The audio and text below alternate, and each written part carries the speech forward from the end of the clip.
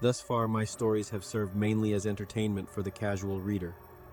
That is why I must offer a word of caution before sharing the following account of the supernatural. To do otherwise would be irresponsible, for we are now venturing into what many would describe as the very gates of hell. It is a parallel realm that mirrors our own, an unseen world, yet no less real. Some would even argue that it is more real than the world you and I wake up to each day. As human beings, we often have a tendency to dismiss what we do not understand, foolishly believing that by ignoring something we somehow make it less real. Every Sunday, many attend church and pray to an invisible God whom they have never seen. The Bible itself speaks extensively about sinister spiritual forces, yet we often choose to overlook those passages. One only has to look at the world around us. The atrocities that fill our news reports each day seem to suggest that something deeper is at work. Humanity's continual drift toward violence, greed, and war raises questions that go beyond the merely natural. The systems we create often address the effects of these problems while neglecting their causes. It is within those unseen causes that many believe we come face to face with the supernatural. The following story is a true account as related to me by Miss G. It concerns an encounter with what she believed to be a manifestation of evil, something that briefly crossed from that unseen world into our own. According to Miss G, she was born in the Lagoon Road area, just outside St. George's, the capital of Grenada. Raised in the church, she developed a deep love for the Lord from an early age. As a young woman, she migrated to St. Kitts, where she found love and quickly married. Before long, St. Kitts became her home. She fell in love with the island's beautiful beaches and historic sugar mills from a bygone era. One of her fondest memories was riding aboard the century-old railway that now serves as a popular tourist attraction. After marrying, she found employment, started a family, and eventually moved to the village of Kaon. With the demands of work and family life, however, her spiritual life gradually fell into neglect. It was during this period that she claimed to have come face to face with evil.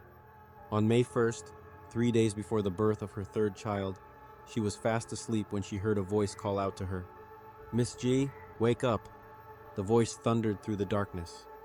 As her eyes opened, she saw what she described as a small, foul-smelling creature with a grotesquely deformed face. It was slowly tiptoeing toward her bed. Terrified, she screamed and immediately woke her husband. "Look! Look! Oh God, help us!" she cried. Her husband, seeing the strange figure, began shouting at it. The creature turned and headed toward the children's room. Miss G fell to her knees and began praying. Remembering the prayers she had learned during her years in church, she called upon the Lord and followed after the creature, determined to ensure that her children were safe. That night, Miss G displayed a courage that only a mother could summon. When she confronted the creature in the children's room, it fixed her with a stare she would never forget. Pure hatred seemed to radiate from its eyes. Then, just as suddenly as it had appeared, it vanished into the darkness before dawn. 2 days later, on the 3rd of May 2010, her son was born. According to Miss G, it was only after she shared her experience with her pastor that she began to view the events differently. The pastor asked who her doctor had been during the pregnancy.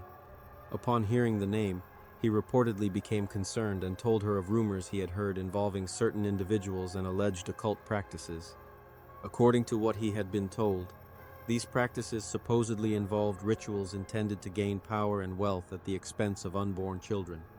Miss G later learned that the same doctor had visited several other pregnant women around that time, women whose babies tragically did not survive childbirth. She also discovered that the doctor had been scheduled to visit her but had missed the appointment due to car trouble. To Miss G, the timing seemed more than coincidence. She came to believe that God had sent an angel to awaken her that morning and protect her unborn son from harm. Today, she has returned to her faith, and her son has grown into an honor roll student. Whether one views this account as a supernatural encounter, a coincidence, or something else entirely, Miss G remains convinced that what happened that night changed the course of her life forever.